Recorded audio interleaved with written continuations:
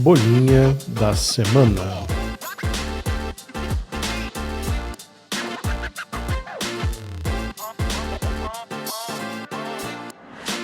Os uigures do Pedro Bial.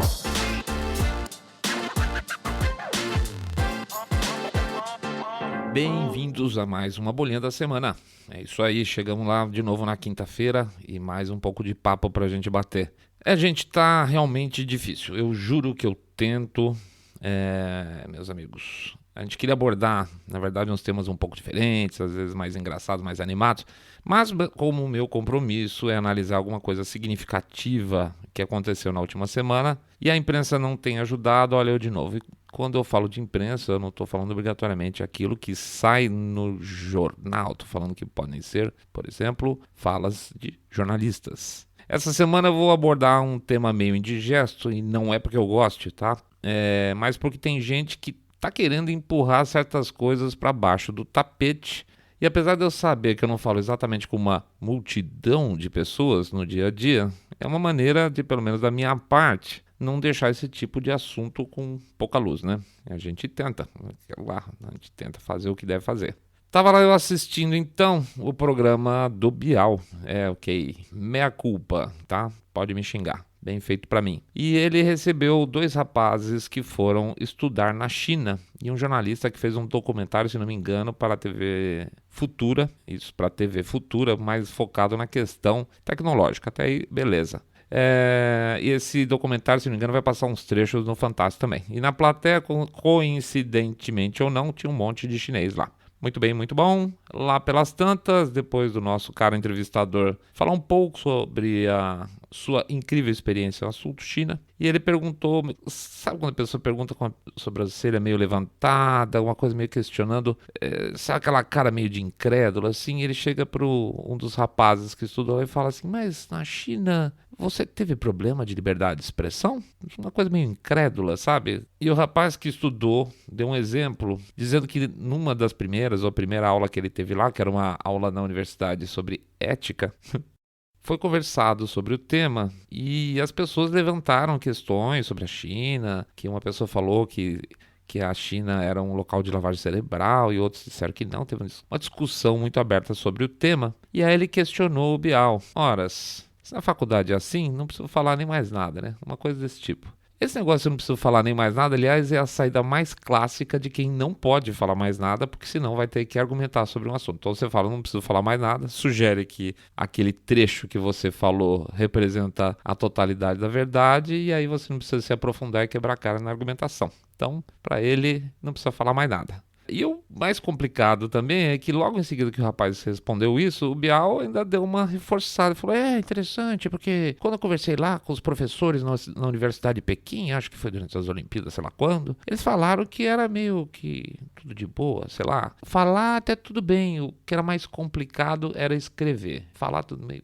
como assim? Deixa eu ser bem claro que essa minha quase paranoia com relação à imprensa ultimamente vem exatamente por eu ser quase cego com relação à liberdade de expressão. E quando eu vejo 3 pessoas apelando para esse tipo de sem-vergonhismo, não sei se eu estou exagerando, não, é um sem-vergonhismo, sim. Seja por interesse comercial, no caso dos rapazes que fazem uma parceria, juntam empresas chinesas com brasileiras, startups, etc. Então eles não podem ficar falando o que talvez seja verdade sobre a China porque pega mal, né? Ou no caso de interesse comercial também do Bial, ou talvez por agenda ideológica, não dá nem para acreditar um negócio desse.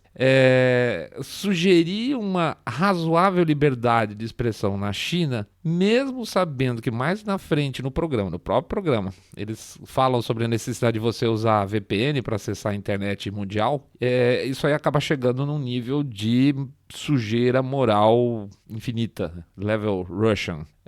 Mas segundo os rapazes, aí para dar uma quebrada nisso tudo, o fato de não poder acessar a internet, fica uma sugestão, aquelas coisas que também não são faladas, mais sugeridas, sabe? Se você falar, a pessoa nega. Que olha, mas eles têm uma internet boa lá, eles têm tudo que tem na nossa, aspas, internet, também tem lá. E com a vantagem de que é mais rápida ainda por cima. Então pra quê, né? Entendeu? Internet, no argumento aí, não é informação, é tecnologia. Então é plataforma, azar o que tem lá dentro. Quer dizer, pelo menos para quem precisa ou gosta de se esconder em cinismo, né? Então eu resolvi falar nessa bolinha um assunto que você talvez não veja no Fantástico, certamente não vai ver no doc lá do jornalista, muito menos no portfólio desses empreendedores. Os uigures, você já ouviu falar deles? É uma pergunta retórica porque eu vou falar do mesmo jeito. Tem gente que já deu uma explorada nesse assunto e sabe como é que são as coisas. Mas se eu parar agora, acabou o programa. Os uigures são uma etnia que vive dentro do espaço que hoje é a China continental.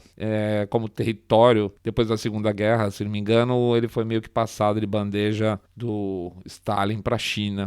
Aliás, esses paisecos da Ásia Central sofrem uma barbaridade com fronteiras. São tudo ferradas essas fronteiras lá daqueles cantos lá. E como vocês devem saber também, além de em se falando em ferrado, povos religiosos não são muito bem tratados em países socialistas ou comunistas. Você deve saber bem disso. Não tem boi para ninguém, tá? Independe da religião. Você pode ser judeu, cristão, budista, muçulmano, sempre vai ter um filho para te perseguir. Mas voltando, os uigures ficam na província de Xinjiang, que seria o oeste ali da China, na fronteira com aqueles outros países que terminam com estão lá, Cazaquistão, Tadiquistão. Eles mesmo, teoricamente, como nação independente, seriam um estão desses aí. Agora, sobre o tema específico do uigure, o que eu vou falar dos uigures, desculpa, parece até história antiga, ou história da Segunda Guerra Mundial, ou coisa relacionada com a Santa Inquisição, mas não é de hoje, tá? Tô falando de hoje mesmo. Estou falando que pode estar acontecendo agora nesse momento. Em meados de 16,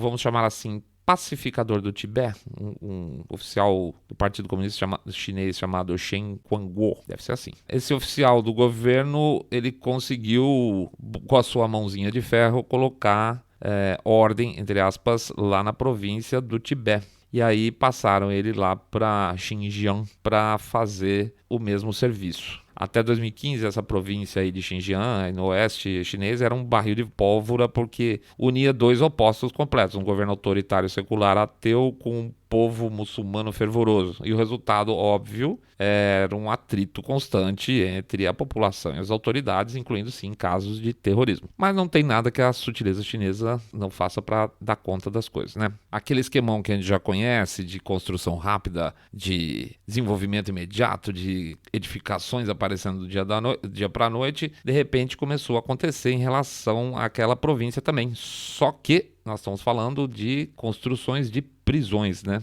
Inicialmente, claro, o governo negou que essas instalações que passaram a ser definidas sem exagero como campos de concentração fossem isso. Mas as fotos de satélite americanas, as fotos de satélites em geral, começaram a pipocar de tudo quanto é lado. E as primeiras denúncias de maltrato fizeram com que o governo chinês mudasse a sua versão. Não eram campos de concentração nem nada parecido, hein? Eram campos de reeducação ou centros de treinamentos vocacionais. Quem sabe um tipo de escola do Senai com guarda na porta e arame farpado? Eu acho que não. O fato é que a região rapidamente foi, aspas, pacificada. E eu tô me achando muito doce hoje, pensando no que eu estava querendo falar. O fato é que, realmente, depois desse monte de construção de prisão, a região foi pacificada. Mas, aos poucos, painéis da ONU, congressistas americanos, entre outros, já receberam testemunhas presenciais do que acontece lá dentro dessas escolinhas chinesas. E não é bonito, tá? Claro que nós estamos falando de tortura, nós estamos falando de eletrochoque, tem depoimento de mulheres sendo obrigadas a beber pílulas desconhecidas, líquidos desconhecidos que provocaram morte de algumas e muita hemorragia passando pelas suas vaginas. De tudo um pouco, tá, gente? Um show de horrores mesmo. O sistema de segurança que foi usado na região como um todo, ela repete aquilo que foi feito no Tibete, com forças policiais em grande quantidade e pequena distância uma da outra, fazendo revista constante em toda a população o tempo todo, inclusive tomando amostras de DNA forçosamente no meio da rua, se for necessário, no caso a pessoa ainda não está no banco de dados deles, e verificações de celulares até. O cara pega o celular na mão, vão dar uma olhada no que você está fazendo. E aliás, com relação a esse ponto, tem uma coisa interessante. Todos os celulares devem ter um tipo de spyware, vamos dizer assim, instalado pelo governo. O cara olha, o guarda olha, se não tiver, ou você vai em cana, ou ele te instala ali na hora, monitora as atividades de todo mundo, e se você não tiver, é um problema, tá? Você já é visto como enorme suspeito. Inclusive, pessoas sem celulares são consideradas suspeitas também, ou com excesso de recargas de celular, ou com uso de muita banda. Tudo que for excessivo no uso relacionado à telefonia celular é suspeito e pode te levar em cana, tá? Cana, não tô falando que é tapa na mão. Tem um outro ponto interessante, ou seja, para você matar a questão cultural dos caras, você não pode usar barba, você não pode tratar nada relacionado à sua religião, mencionar Deus. Em princípio, pede-se que o cara suprima a palavra Deus e passe a falar coisas positivas em relação ao atual chefe do Partido Comunista lá. Tem uma coisa bonitinha também, que é uma parte mais infantil, que crianças também são utilizadas e eles fazem uma abordagem na escola pedindo informações para o pai, mas de maneira sempre sutil, né? Oi, meu amor, você gosta da mamãe? Então, que bom, que lindo. E ela sempre reza em casa? Reza. Que legal.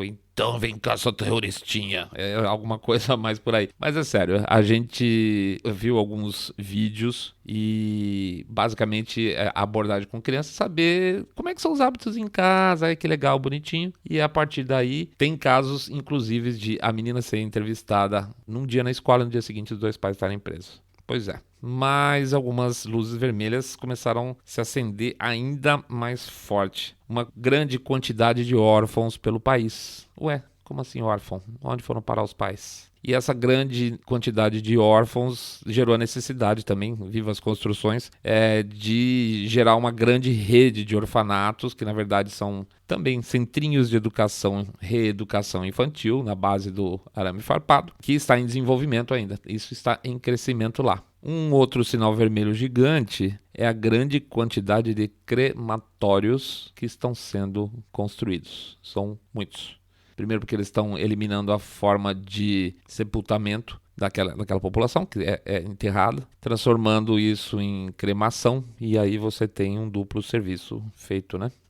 Pois é, quem odeia o que já viu no passado e pensa que isso nunca mais vai acontecer, ficaria de queijo caído agora, né? Pensando que isso está acontecendo hoje com pessoas que você não conhece, mas que estão sendo extirpadas da sua cultura, da sua religião e, pior, mortas. Estão sendo mortas em quantidades literalmente industriais. Já são ao redor de 70 campos desse tipo espalhados por toda a província. As estimativas fazem conta de que ao redor de 2 milhões de uigures já passaram e sobreviveram ou não por esses lugares, tá? São estimativas sutis de pessoas em uma população de 8 milhões. Nós estamos falando que 1/4 da população já passou por um encarceramento e sabe quantas já morreram. Isso estou falando também em 3 anos. Como é que nós vamos estar daqui a 10 anos?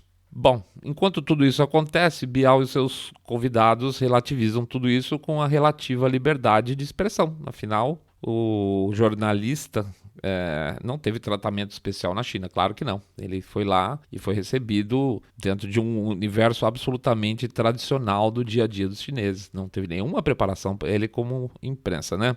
Será que ele acreditou no que ele viu?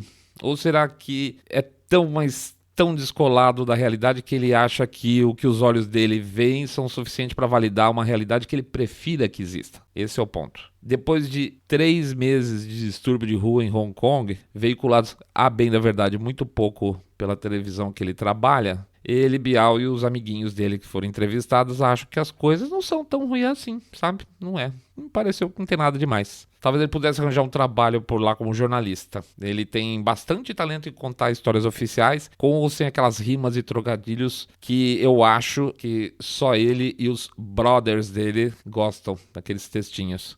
Bom, é isso, pessoal.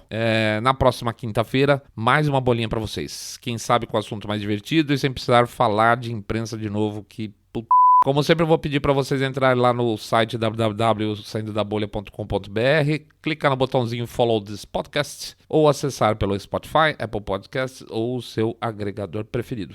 E, claro, acessar nosso perfil lá no Facebook. Ou mesmo o pessoal até tem conversado onde que eu posso comentar alguma coisa referente ao que foi falado no podcast, visto que a plataforma não ajuda muito nesse sentido, comenta lá no post referente ao bolinha ou à bolha que vocês tiverem ouvido, tiver alguma dúvida, alguma crítica ou comentário, fique à vontade, tá bom? Da nossa parte, fica aqui um convite para a gente refletir nesse final de semana quanto à liberdade de expressão, uma coisa incrível e como muitas vezes a gente nem percebe que tem, tá? Bom fim de semana para todo mundo e fiquem muito bem.